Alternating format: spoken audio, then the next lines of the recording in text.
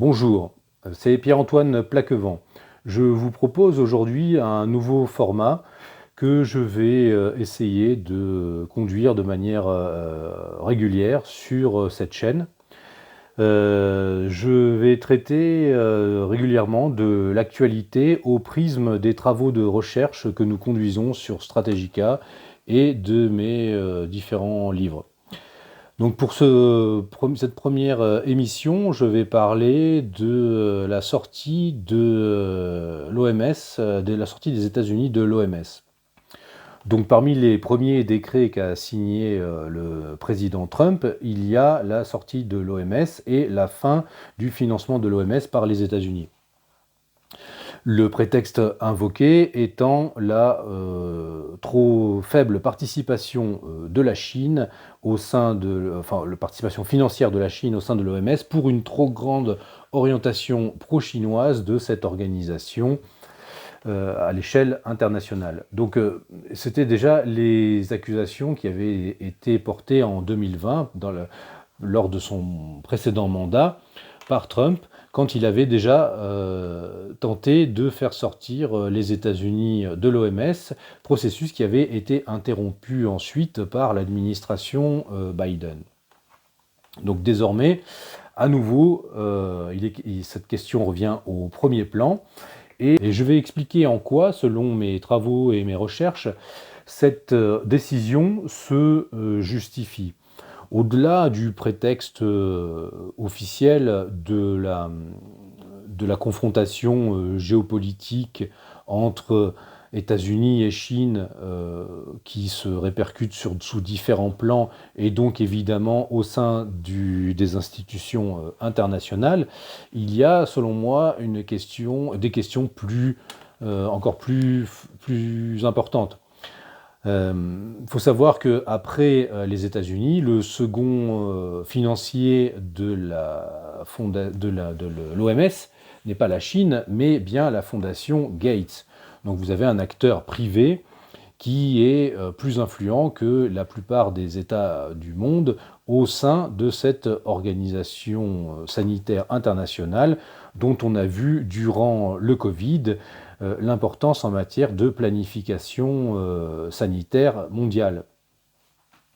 Donc les positions de la fondation Gates que j'ai étudiées dans ce second livre, rédigé au moment du Covid, Globalisme et dépopulation, biopolitique du mondialisme, les positions de cette fondation sont assez connues maintenant, et elles sont en faveur, sont des positions néo-malthusiennes radicales, en faveur d'un strict contrôle de la démographie mondiale et d'une dépopulation. Ce sont des axes, si on veut, des orientations qui sont complètement en opposition avec celles que revendique désormais l'administration Trump et même Elon Musk depuis plusieurs années.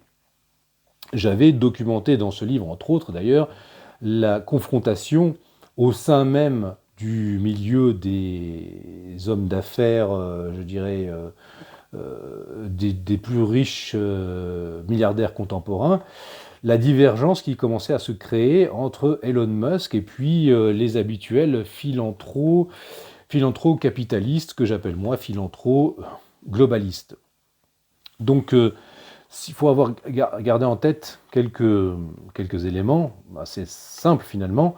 C'est que, par exemple, les discours récurrents de Bill Gates en faveur de la dénatalité, de la dépopulation. On se souvient d'un de ses fameux discours publics où il avait expliqué que pour rejoindre la neutralité carbone à l'échelle pour 2050, il fallait réduire évidemment la pollution humaine, et pour réduire la pollution, il fallait réduire la taille de la population et donc le nombre d'humains qui, pour parler comme Warren Buffett, le nombre d'humains qui utilisent trop de choses. Too much people using too much stuff.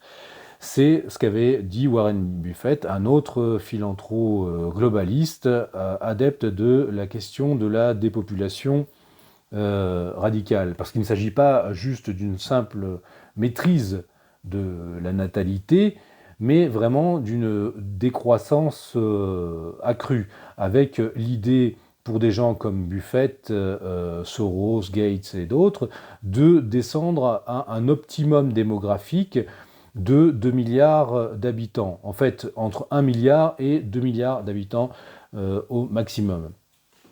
Cette idée est ancienne, j'en trace la généalogie dans mon livre, elle revient régulièrement à travers l'histoire contemporaine, et sous sa forme la plus récente, elle a pris corps vraiment dans l'après-guerre et dans les années 50, 60, lorsque des grandes fondations comme la fondation Rockefeller ont financé le Club de Rome, les recherches et les publications de gens comme Paul Ehrlich, les recherches de gens comme John Holdren, qui sera plus tard conseiller en chef scientifique sous l'administration Obama, la création d'organismes au sein des institutions internationales comme le Population Council.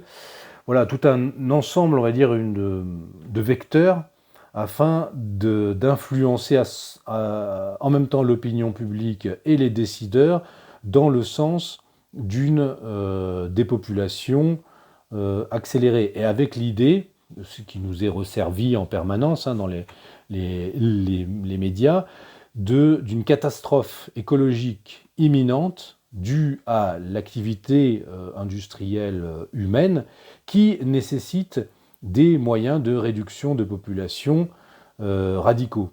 Et avec en arrière-fond l'idée d'une catastrophe écologique imminente qui serait due à l'activité industrielle humaine qui nécessiterait donc une réduction drastique et accélérée de la population mondiale. Cela même au travers, comme l'expliquait donc John Holdren, un des partenaires de Paul Ehrlich, donc qui a été, comme je vous disais, conseiller d'Obama, de l'administration Obama, et qui préconisait la transformation des institutions internationales en une forme de gouvernement mondial qui gérerait les ressources écologiques et aussi les projets, les priorités sanitaires internationales, à l'échelle internationale, afin d'éviter justement ces catastrophes écologiques. Bon, en fait, ce discours, finalement, il est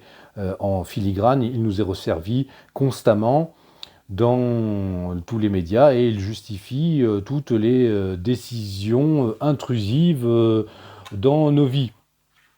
Alors, l'orientation en rupture avec la gouvernance mondiale actuelle de l'administration Trump, que ce soit sur les questions du climat ou maintenant sur cette question, montre qu'il y a un rapport de force s'est engagé. Donc il est logique, lorsque vous êtes sur une orientation comme ce que préconise l'administration Trump, de réarmement démographique, de lutte, en fait, si vous voulez à la fois freiner l'immigration et contrôler l'immigration, et favoriser la démographie interne de votre système, logiquement, vous rentrez en opposition avec le système que veulent mettre en place les globalistes politiques, qui est un système à vocation internationale qui supplante les États dans leurs décisions et qui rend les États subsidiaires et qui transforme progressivement les États dans des formes d'organes d'un futur État mondial. Donc on voit là ici une confrontation que nous aurons l'occasion d'étudier plus en détail encore dans de prochaines vidéos ou dans nos prochaines recherches au sein de la technocratie contemporaine. Quelqu'un comme Musk, qui est à la fois transhumaniste et conservateur sur les questions, je dirais justement, de démographie ou même de mœurs, on pourrait dire peut-être pas de mœurs, mais en tout cas d'orientation sociétale. Donc si vous avez maintenant une administration qui s'oppose et au LGBT, à l'immigration sans contrôle, à l'idée de dénatalité et de dépopulation, il est logique de sortir d'une institution qui est complètement sous influence, donc non pas de la Chine, mais réellement de la fondation Gates et donc des mondialistes qui cherchent à utiliser ces fondations, enfin ces institutions internationales dans le sens de leurs intérêts. Ces intérêts, quels sont-ils? On en a une idée, par exemple, sur ce que je montrais dans mon livre, lors de cette série de réunions qui a eu lieu en 2009-2010 à l'appel de Gates entre des plus riches milliardaires philanthro-globalistes, Soros, Gates, Warren Buffett et d'autres, qui se sont réunis à huis clos pour définir quelles seraient les orientations, les axes sur lesquels ils auraient à travailler dans les prochaines années pour rejoindre leurs objectifs. Ils se sont concentrés, ils en sont arrivés au terme de ces travaux à l'idée que les deux axes principaux étaient l'écologie et la question démographique, toujours selon ce raisonnement qui veut que pour juguler la crise climatique, il faille donc juguler la pollution et donc juguler la population, la taille de la population qui génère cette pollution. Mais finalement, réapparaît ici une ligne de fracture au sein de la technocratie, si on veut, contemporaine, qui s'était déjà manifestée au XXe siècle, à peu près un siècle de distance. Lorsque, par exemple, en 1939, les frères Huxley, enfin surtout Julian Huxley et le généticien Haldane et d'autres signataires avaient co-signé ensemble un texte qui s'appelait Le Manifeste des généticiens, dont je parle dans le livre Globalisme et dépopulation. Dans ce texte, il répondait à une question qui avait été posée à l'époque par un journal américain, qui était: est-il possible d'améliorer génétiquement l'humanité? Et eux répondaient que oui, cela était possible, mais que cela passait, entre autres choses, par l'établissement d'une fédération politique mondiale et qu'il fallait transcender les clivages politiques étatiques ou les clivages intercommunautaires. Ils avaient écrit ce texte à dessein, donc en 1939, en opposition à l'eugénisme national-socialiste qui se voulait racialiste et particulariste. Et donc finalement, vous aviez au sein de ce courant qui n'a cessé de croître depuis le XIXe siècle, à savoir l'eugénisme, une fracture entre les eugénistes globalistes et les eugénistes racialistes, certains passant presque de l'un à l'autre, puisque des gens comme le célèbre professeur Alexis Carrel avaient bénéficié de bourses de l'Institut Rockefeller et puis aura des responsabilités sous Vichy et sera un soutien toujours plus engagé de cet eugénisme racialiste. Voilà. Et donc après-guerre, après l'effondrement du Troisième Reich, eh bien forcément l'eugénisme n'avait plus bonne presse. Et donc quelqu'un comme Julian Huxley va réhabiliter certaines thématiques centrales de l'eugénisme et va en quelque sorte les réactualiser en leur donnant un nouveau nom et en utilisant le terme de transhumanisme. Avec cette idée, donc, qui est finalement au cœur de l'eugénisme et de l'évolutionnisme, que l'humanité, au stade où elle est parvenue, ne peut plus, doit elle-même utiliser la technique pour passer la prochaine étape de l'évolution. Bon, ça va assez loin, c'est ce que je montre dans le livre, c'est vraiment des conceptions même, je dirais, comme toujours, qui qui s'ancre dans la métapolitique et finalement dans les conceptions, les orientations ontologiques spirituelles fondamentales. Et ce que je montre, c'est que des gens comme Huxley, bon, sont des gens qui sont évolutionnistes, panthéistes, et qui finalement ont cette idée étonnante que la conscience émerge progressivement de la matière, et que ce n'est pas l'inverse, ce n'est pas l'esprit qui a créé la matière, c'est progressivement la matière se perfectionne et accouche au bout d'un moment d'un être humain qui a des capacités intellectuelles, et donc cet être humain doit lui-même pousser à une nouvelle étape de cette évolution. Voilà, donc alors ceci a des orientations, donc, enfin c'est des orientations qui ont des conséquences très pratiques et concrètes. Savoir que aussi Julian Huxley est quelqu'un qui a exercé des responsabilités. Il a été le premier président de l'UNESCO, l'agence culturelle de l'ONU. Donc on voit, après la Seconde Guerre mondiale, se mettre en place tout un ensemble d'institutions internationales d'orientation mondialiste. Donc que ce soit l'OMS, notamment avec son premier président Brock Chisholm, qui était lui aussi un eugéniste de gauche, socialisant, avec l'idée qui lui aussi voyait l'OMS comme un organe futur gouvernement mondial.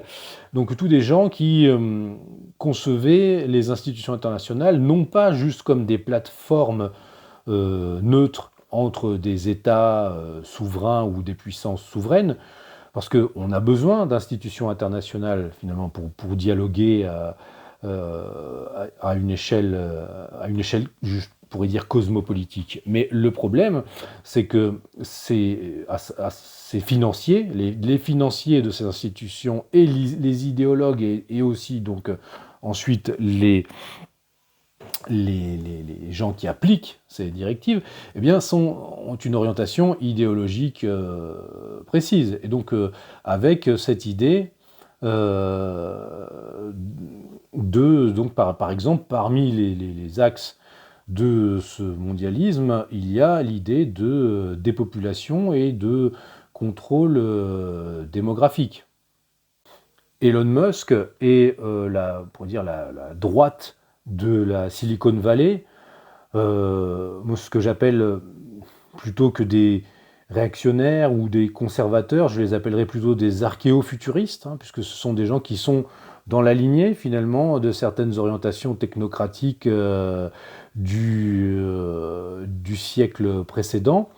Eh bien, ces gens-là sont dans une vision, on dirait, capitaliste plus traditionnelle sur les questions de démographie.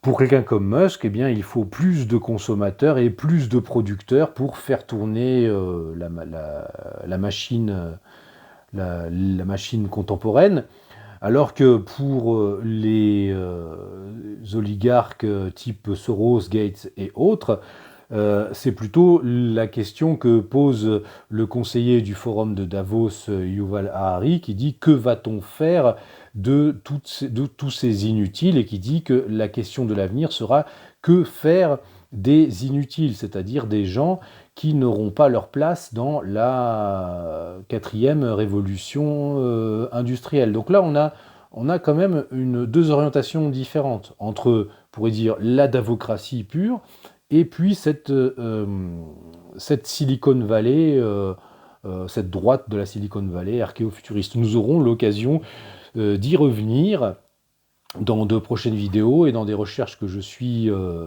en train de mener.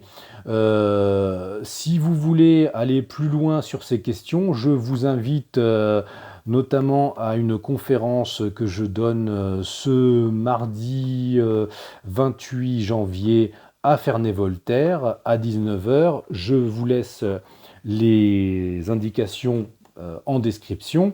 Et puis surtout, je vous invite à soutenir mon travail en vous abonnant, soit en achetant mes livres, soit en vous abonnant à ma lettre d'information privée, ou bien tout simplement en faisant des dons sur le Tipeee.